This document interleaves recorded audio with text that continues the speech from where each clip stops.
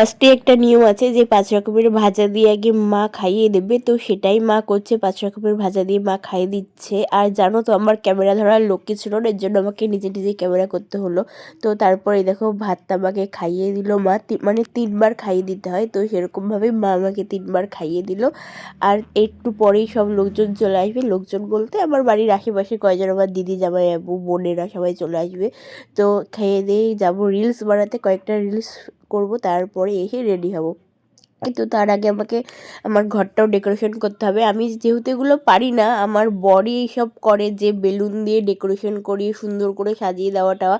আমি সত্যিই পারি না, আমি খুব কাছে এইসব বিষয়ে, তো আমার বর এসব করতো। কিন্তু কিছু করার নেই, আমার বর যেহেতু নেই এর জন্য আমাকে বলেছে তুমিই করো। আমি আর বোন মিলে, আমরা দুজনে মিলে হচ্ছে ঘরটাকে বেলুন দিয়ে সাজাবো। আর জানো তো আমার বেলুন খুব প্রিয়, আমার খুবই ভালো লাগে বেলুন। তো চলো টাটা, ভিডিওটা এই পর্যন্তই।